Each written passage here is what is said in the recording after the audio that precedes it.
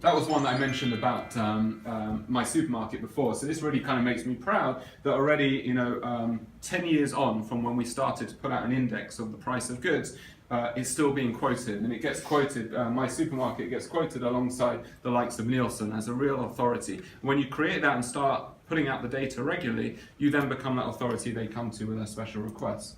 And so we did that actually ourselves. We copied something that Payoneer, I think, were one of the first companies in Israel to do it, and then a bunch of others kind of copied it of the salary survey, right? And you go to kind of your customers and whatever it is. And in our case, it was a bit more of a twist because we have a lot of freelancers that use our platform. So we asked them, how much do you charge an hour? What do you do? How old are you? What's your gender? What's your level of education? Where are you in the world? And then crunch that into a white paper. Over 20,000 of our customers answered the survey. So we had a shitload of data to be able to crunch and do interesting things with. We put out this benchmark report.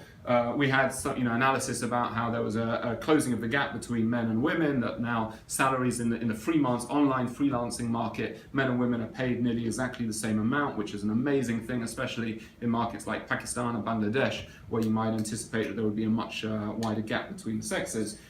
So there were like individual stories that we could take out of it. There were things about level of education and about how you might be in a place or have an upbringing where you didn't get access to higher education, but because of the internet, you managed to go online, do some online courses, learn a skill. If you stick yourself on Fiverr or Upwork, the buyer couldn't care less where you went to school or what age you left it. They want to look at your portfolio, they want to look at your reviews. And again, kind of an evening out, a chance for anybody to excel with their business. And so you can start to see how, and even like today, I mean, this report first went out in 2015, we're repeating it now so that we've got this benchmark that can start to show trends in it. But even in the meantime, it keeps getting picked up by the mainstream media, even much later on. So this is over a year afterwards within Forbes, they're quoting our research, presumably because they found it in some other article. So one article kind of leads to another. How long ago did you do that one, the benchmark report? How did we do it? How long ago?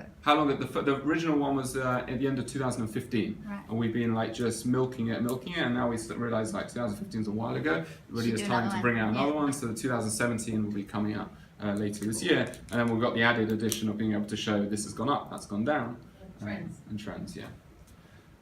This was a cool one, and this kind of took me off. I was surprised that you could even do this. So sometimes you've got an ebook like that. The benchmark report is something that there was real kind of insight, unique data in it that I felt was really kind of unique, and I wasn't surprised that it got covered. This time this was a very recent campaign. We made an ebook called The Digital Economy in Asia, and it was really for those marketplaces, the likes of Airbnb or Amazon or Fiverr, of like, let's say you want to grow your market more, you want to onboard sellers or customers in different markets, particularly in Asia, you want to understand those markets a bit better. And Payoneer has that unique insight because we have a lot of customers in Vietnam or in Malaysia, so we felt we had something we could share with them and try and grow kind of our brand as being an enabler of global growth. That's the message that we're trying to get out there. So we created an ebook, shared it with our PR firm, not thinking there was that much originality in it. A lot of what we did, by the way, is we hired an Upwork freelancer who combined a whole load of different sources to get like the numbers of the 12 countries that we featured, the population, the GDP, the internet penetration, etc., etc. So all of that is just openly available data that we just put in one ebook. The one thing that was a bit more unique is we interviewed customers and brand ambassadors in each of those markets and had a few quotes from them. So not only were we showing the quantitative view on Vietnam, but we also had more of an opinion, something insight from the inside. And I think that was probably enough that made this thing unique. That the next web covered it, and not only did they cover it, it's not that this was like amazing. Often when they cover it, they just quote it, but they actually ran a piece, Payoneer offer an insider's guide to digital economy in Asia, with a huge image of our white paper and a link to the landing page. It was like really quite kind of amazing that they felt that there was enough kind of interest and relevance to it that they were happy to just publish it as is. And once you get something like that, it often others will see it and then come back to you for interviews and be like, that customer in Bangladesh sounds interesting. Can we build a story around them? Then there's the oops side of it.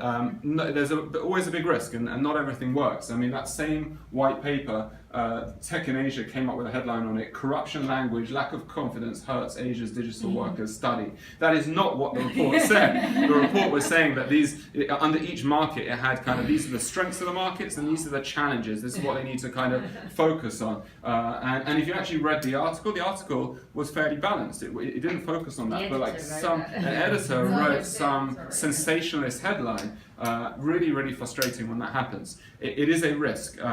We have now got a good relationship with this Kylie. We went to her afterwards, we spoke to her about it, we asked her to change it, she didn't. But a month later, she wrote a far more positive article, and at least the relationship is there for the future. So it is a risk. PR is always a risk. Sometimes your best efforts can get totally misinterpreted and hurt you. But the reason we're doing it is that hopefully there are more of the good cases than the bad cases. I thought it was honest to share it at least. This is another oops, but this was an oops on a missed opportunity. We did an amazing piece. One of our social team, community team, did this, a podcast series about women in business. We decided to get a little bit into podcasting. We're still not very good at it, probably not doing it very well. Hila, you probably teach us a little bit about how to be better at it. But we felt, podcasting, everyone's doing events, everybody's doing webinars. Podcasting is the next big thing. It's big already in a lot of markets, and even in the emerging markets where it's now starting to catch on. We wanted to be really a driver of it. So we did a bunch of series with female entrepreneurs from around the world, from Indonesia, from Bangladesh, from Peru.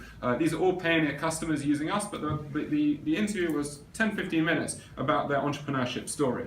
And we did this, and then I remember it was ready to launch, and we looked at the calendar and we're like, oh, it's International Women's Day tomorrow. And we just weren't ready, and we hadn't connected the dots. And the PR firm, when we went to the PR firm, I was like, okay, I know we've only got a couple of hours to go, but what do you think of this? And they're like, well, this is awesome, but you're just too late. And that's sometimes coming up with a brilliant idea, which somebody in the community team that was thinking very much social media and not connecting enough, and we're kind of at the stage where you've got one person doing social media, one doing PR, they need to be talking to each other more. And this is a case where if that communication had been happening, we could have had some really good coverage around it, because it was bang smack on message at the right time, and we missed out on that.